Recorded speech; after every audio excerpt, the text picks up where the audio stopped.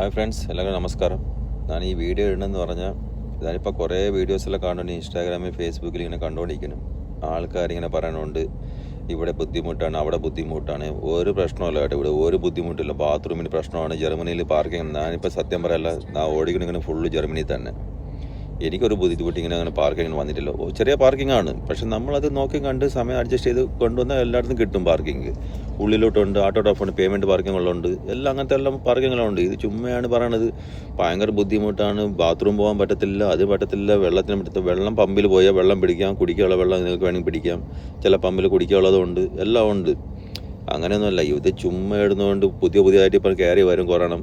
ഒരു 5-6 മാസം പോലും ആവത്തില്ല, അങ്ങ് തുടങ്ങും വീഡിയോ എടുത്തുകൊണ്ട്. പിന്നെ പറയും, പാവം ചിലവർ നാട്ടിൽ ചോദിക്കും, ചേട്ടാ ഏത് ഏജൻസിയിലാണ് നിങ്ങൾ വന്നതെന്ന് ചോദിക്കും. അപ്പം അതും പറയാൻ പറ്റത്തില്ല. അത് ഞാൻ വന്ന ഏജൻസി ശരിയല്ല, അവരെന്നെ കുറേ പൈസ മേടിച്ചാൽ ഒരു കാര്യം പറയട്ടെ, നിങ്ങൾ ഏജൻസി പോകുമ്പം തന്നെ അവർ ഇത്ര തുക നിങ്ങൾക്ക് ആവുമെന്ന് പറയും. അപ്പം നിങ്ങൾ അഗ്രി ചെയ്തിട്ടല്ല നിങ്ങൾ കയറി പറഞ്ഞത്, അല്ലാതെ നിങ്ങളിൽ നിന്ന് പിടിച്ചു പഠിച്ചിട്ടൊന്നും ഇല്ലല്ലോ.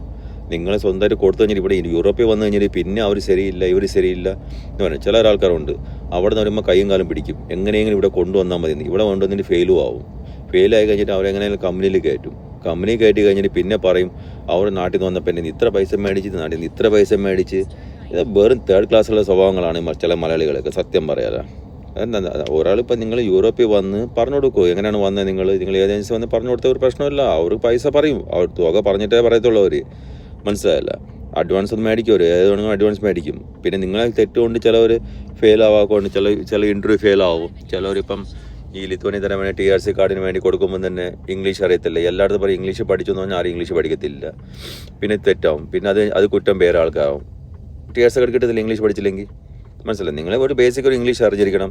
പിന്നെ ഇവിടെ ഒരു പ്രശ്നവുമല്ല, എല്ലാവരും കയറി വന്നോളൂ. നിങ്ങൾക്ക് എവിടെയാണ് നിങ്ങൾക്ക് ഓപ്പർച്യൂണിറ്റി കിട്ടും, യൂറോപ്പിലും മാൾഡേ, എവിടെ ലിത്വാനിയ, എവിടെ കിട്ടും അവിടെ കയറിക്കോണം. മനസ്സിലായല്ല, കയറി കഴിഞ്ഞ് പിന്നെ ചില മലയാളികൾ വന്ന ഉടനെ കുറച്ച് ദിവസം കഴിഞ്ഞാൽ കമ്പനി മാറക്കും, അത് ശരിയില്ല, ഇത് ശരിയില്ല.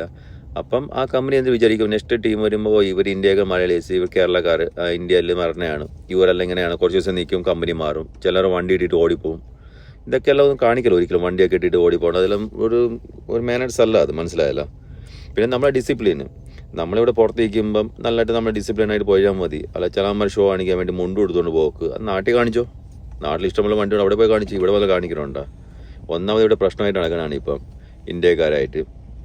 അപ്പം നിങ്ങളെല്ലാം നമ്മളെ ഡ്രൈവിങ്ങിലാകുമ്പോൾ നല്ല മെയിൻ്റനൻസ്, ഒരു വണ്ടി ഓടിക്കുമ്പോൾ കുറച്ച് താടിയൊക്കെ വെട്ടി കുറച്ച് മുടിയൊക്കെ ചീവി ഒരു ഓഫീസിൽ പോകുമ്പോൾ നല്ല വൃത്തിയായിട്ടെല്ലാം പോയുണ്ടല്ലോ, നല്ല റെസ്പെക്റ്റായിട്ട് തരും. മനസ്സിലായല്ല, അതാണ് വെച്ചാൽ വേറെ ഒന്നുമില്ല. നിങ്ങൾ ഏത് ഏജൻസി കൊടുത്തോളൂ, നിങ്ങൾ ധൈര്യം വേണം, അത്രേ ഉള്ളൂ. നിങ്ങൾ റിസ്ക് എടുത്ത് കൊടുക്കണം. മനസ്സിലായല്ല, എല്ലാവരും റിസ്ക് എടുത്തിട്ട് ജീവിതം മുമ്പിൽ പോകത്തുള്ളൂ. ഓക്കെ.